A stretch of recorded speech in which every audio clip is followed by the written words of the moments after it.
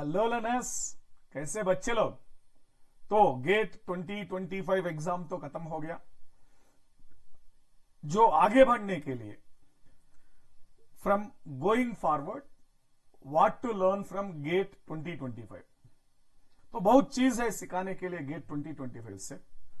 हम हर एक बार gate exam खत्म होने के बाद बच्चे लोग से ये सुनते हैं, first session people will say first session paper is tough, second session people will say second session is tough. झगड़ा बहुत ज्यादा होता है। तो अभी भी सेम हो गया, 2025 में भी सेम हो गया। तो क्या बोलते हैं, तो पेपर ऐसा भी आ गया, स्टूडेंट्स हैव दैट माइंडसेट। ये माइंडसेट से ऐसा बोलते इनका पेपर भी टफ आ गया, दूसरा वाला का आसान आ गया। तो यहां से हम ये सीखना पड़ेगा, पेपर टफ या आसान नहीं, पूरा हमारा प्रिपरेशन का ऊपर हो जाएगा। ऑब्वियसली, क्योंकि अभी हम बात कर रहे हैं, अभी मैं बात कर रहे हैं, why I am talking now on the day of GATE examination. वो तो कुछ बच्चे लोग से आने वाला ओपिनियंस लेके हम बात करते हैं। Now get response sheets came, I have analyzed each and every question, 65 questions from paper 1, paper 2 and GATE environmental paper. Total 3 papers, 65, 3 into 65, 195 questions I have analyzed. Based on that I am talking. And also I wrote each and every question solution for my subjects. Based on that I am giving the opinion. तो बात करते होगा तो paper 1 लेने के बाद paper 1 में environmental engineering question, paper 1 means set 1 civil engineering में एनवायरमेंटल से आने वाला क्वेश्चन थोड़ा टफ लगा दिया, कोई डाउट नहीं, थोड़ा टफ साइड पे हो गया। फिर at the same time paper 2 में एफएम क्वेश्चन है ना, एफएम 2 मार्क क्वेश्चन, वो बहुत टफ है, बहुत गंदा क्वेश्चन है, इतना टफ क्वेश्चन है, पूरा बेसिक्स इंजीनियरिंग मैकेनिक्स बेसिक्स लेने के बाद भी सॉल्व होते हैं। एट द सेम टाइम एक हाइड्रोलॉजी क्वेश्चन, एवापोरेशन को क्वेश्चन देखने के बाद आसान मिलते, सेट 2 में आसान होते हैं देखने के बाद। फिर वो भी थोड़ा पान कोएफिशिएंट नहीं दिया, नहीं लेना पड़ेगा, क्योंकि given is average evaporation. Question में पान एवापोरेशन लिखने के बाद आप पान कोएफिशिएंट से मल्टीप्लाई करके सॉल्व करना। फिर गिवन इज एवरेज एवापोरेशन, तो बच्चे लोग ना पान एवापोरेशन मल्टीप्लाई करके आएगा। तो सेट 1 में एनवायरमेंटल क्वेश्चंस थोड़ा टफ हो गया, सेट 2 में FM question and hydrology question तो बैलेंस कर दिया उधर। सेम सेट 1 भी लेंथी हो गया, सेट 2 भी लेंथी हो गया, थोड़ा कॉन्सेप्चुअल भी दिया। तो when compared with the students mentality का कंपेयर करके कुछ सेट को ऐड होते हैं, कुछ सेट को कम होते हैं, ऐसा सोचने के बाद नॉर्मलाइजेशन कैसा होता है, depending upon the marks, number of students wrote the exam, कुछ स्टैंडर्ड डिविएशन लगाने के बाद नॉर्मल डिविएशन मिलते हैं। But as per my opinion, no set is high difficult, no set is low difficult, दोनों एक लेवल पे है। आप झगड़ा मत करो, वो तो बात करना बोलना पड़ेगा। और नेक्स्ट आगे एग्जाम को प्रिपेयर करने का टाइम पे आप ये दिमाग में लगा दो, आपका सेट और दूसरा वाला का सेट सेम हो जाएगा। Second discussion, I have seen from set 1 and set 2 from all my subjects. Actually I use to teach, पता है आपको, geotechnical, environmental, open channel flow fluid mechanics, hydrology irrigation, construction planning management and BMC.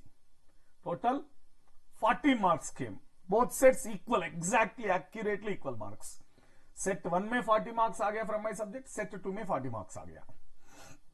तो I have analysed, हर एक question को हम analyse करने के बाद हमको पता हो गया फ्रॉम प्रीवियस ईयर क्वेश्चंस से, when you compare that details with previous year GATE questions, तो आपको मिल रहा है 40 मार्क्स में, I am talking about my subjects, 40 marks में around 23 to 25 marks on an average you are getting. Means ये subjects खत्म करके प्लस मैथ एप्टी खत्म होने के बाद आपको कट ऑफ तो निकलते, बट हमारा दिमाग होता है ना एग्जाम का टाइम पे इतना शांत नहीं रहेगा। We are not having that much patience to read each and every point, we are jumping sentence to sentence, statement to statement, गलती करने का चांसेस होता है। इसका वजह से इवन तो it is A previous year question, फिर भी गलती करने का पॉसिबिलिटी है। एक क्वेश्चन है जियो टेक्निकल में 1 मार्क क्वेश्चन, वो बोल रहे सीडी टेस्ट का। सीडी टेस्ट का क्या लेते फॉर्मूला पता है ना, sine inverse of sigma 1 minus sigma 3 by sigma 1 plus sigma 3। If you are not taking CD test, आप चलेगा गलती जगह पे, so you are missing that CD test ना, गलती जगह में चलेगा। So like that even I told you previously hydrology question, एक क्वेश्चन ऐसा होता है। तो शांत, हर एक एग्जाम में, हर एक टेस्ट में आप शांत होना चाहिए। इसका कैसा मिलते हैं, बिकॉज ऑफ मॉक टेस्ट। जो बच्चे लोग मॉक टेस्ट अच्छे नहीं दिया, क्योंकि बच्चे लोग परेशान कर रहे, सर मॉक टेस्ट में हमको कम मार्क्स आ रहे, इसका वजह से हम डिप्रेस हो रहे, डिमोटिवेट हो रहे, तो हम छोड़ेंगे मॉक टेस्ट को। सो मॉक टेस्ट को छोड़ के आप सिर्फ खुद सेल्फ प्रैक्टिस में चल रहा है। So because of that demotivation or thinking, overthinking about marks in mock test, you lost the practice, you lost exam tension, you lost time management and stress management that impact your examination. तो मैं इतना बार बोल दिया आपको, mock test not to gain the mark, mock test is to learn time management, stress management, exam pressure। तो वो छोड़ के आप पूरा मार्क्स का पीछे चले गए। Finally after writing 5-6 mock test छोड़ गया। And surprisingly those learners who completed all mock test, हर एक बच्चे से हमको मैसेज आ रहे 62, 68, 67 ऐसा मार्क्स आ गया। This is a clear demarcation between जो बच्चे लोग मॉक टेस्ट दिया है, जो बच्चे लोग मॉक टेस्ट नहीं दिया है। तो मॉक टेस्ट इंपॉर्टेंट होता है, that is the second thing you have to learn. First thing, don't feel paper 1 is easy, paper 2 is easy, set 1 easy, set 2 easy, दोनों में सेम है, कोई डाउट नहीं। Second one, mock test makes you to understand the level, stress, time management। सिर्फ छोड़ दो marks का बारे में, मॉक टेस्ट को अच्छे से फोकस तो करना पड़ेगा। Third aspect, virtual calculator. हम पहले से भी आपको बोल रहा है, अरे बाबू आप क्लास में सॉल्व करने का टाइम पे भी वर्चुअल कैलसी लेके सॉल्व करो, but you are very much eager to give answer in the class.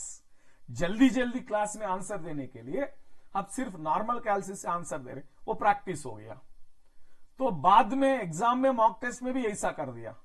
Finally exam के चलने के बाद सरप्राइज दिया IIT रुड़की वाला, पता है सरप्राइज, इतना छोटा विंडो लगा दिया, small window is given for virtual calculator. Already हमको इतना अच्छा नहीं पता वर्चुअल कैलकुलेटर कैसा यूज करना, फिर वो छोटा सा विंडो में लगा दिया, मुश्किल हो गया कैसा यूज करना वर्चुअल कैलकुलेटर को। So that is very important. आगे से पहले से भी आगे बढ़ने, हर एक एग्जाम को, हर एक गेट 26 एस्पिरेंट को, 27 एस्पिरेंट को, ये चीज बहुत इंपॉर्टेंट होता है।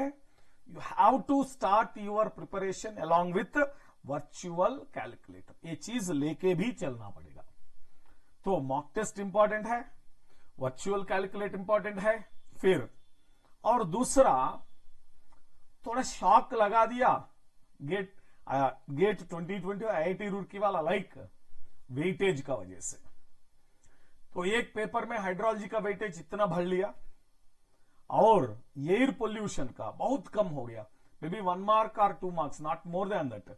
इवन वन सेट में कोई एयर पोल्यूशन का क्वेश्चन भी नहीं है। तो previously we have lot of questions from air pollution, अभी तो इस पेपर में तो नहीं दिया। Means it is not feeling that next year में आएगा ना आएगा, आप हर एक टॉपिक को इक्वल वेटेज दे दो।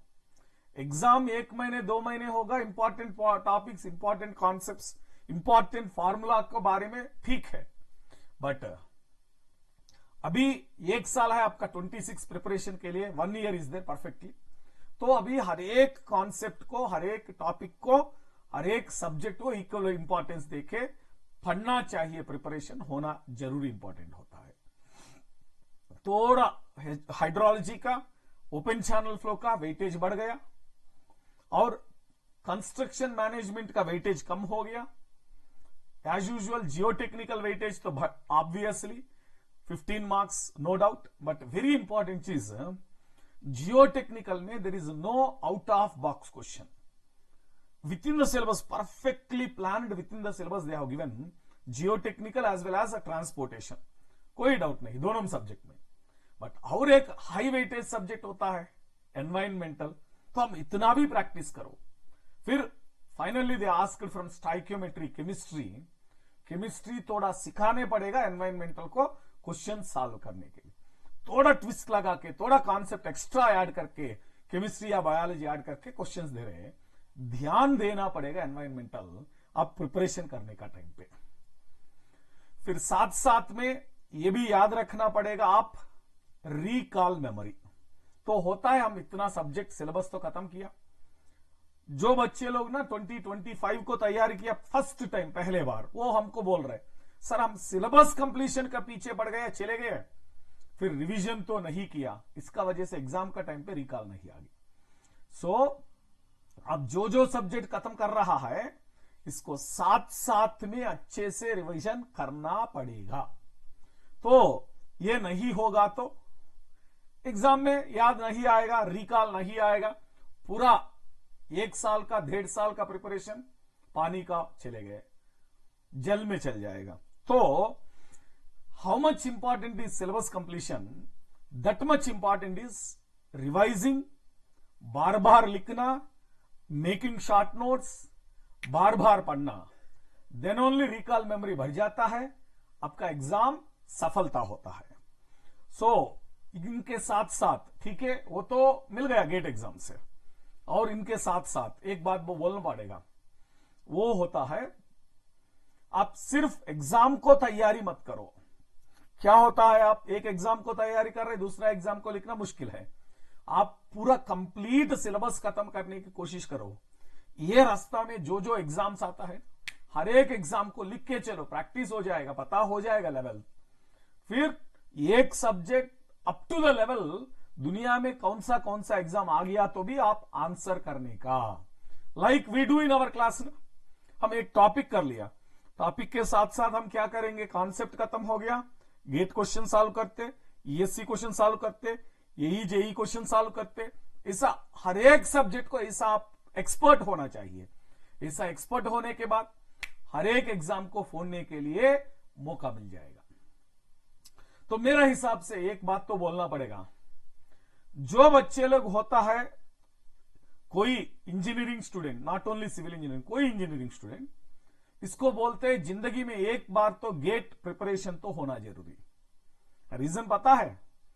तो आपको सीखने का मौका मिलेगा। क्या सीखने का? Hard working. तो जिंदगी में कभी भी आप 10 घंटा 12 घंटा पढ़ना नहीं करते, फिर गेट का प्रिपरेशन में मजा में करते हैं हम। 10 घंटा 12 घंटा हम क्लास भी ले लिया ना, मैराथन सेशंस भी ले लिया, इतना घंटा आप भी अटेंड किया, तो मजा में करते हैं। तो ये हार्ड वर्क करना, फिर डेडिकेशन, हम एक गोल लगा के गोल के लिए काम करना, कंसिस्टेंटली सेम वर्क के लिए बार बार पढ़ना, डेडिकेशन कंसिस्टेंसी मिलते।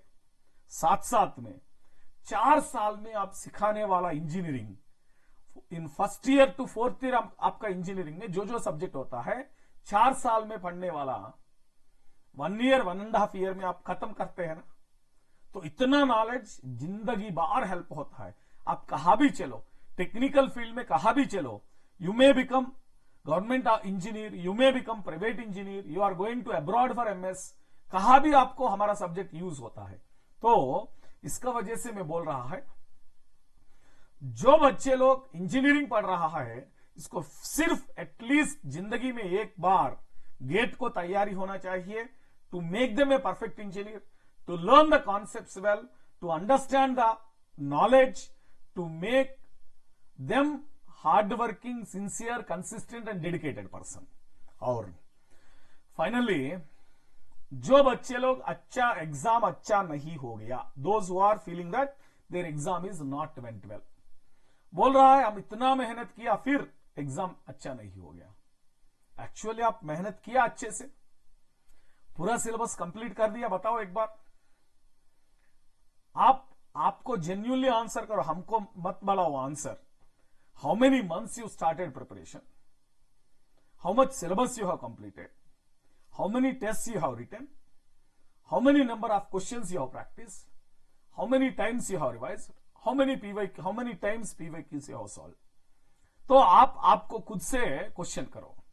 If you did all this, आपको एग्जाम बहुत अच्छे होता है। तो आप 0 से इधर आ गया, फिर पूरा सिलेबस खत्म करके, पूरा रिवाइज करके, पूरा क्वेश्चन सॉल्व करके, पूरा मॉक टेस्ट देने के बाद भी हीरो बन जाएगा। कुछ शॉर्ट टाइम में 6 महीने, 7 महीने, 8 महीने, कुछ बिना प्रिपरेशन, बिना अच्छे प्रिपरेशन, बिना रिवीजन। फिर ऐसा मत इमेजिनेट, हाइपोथिकेट करो। Don't go to false impression that you have worked a lot.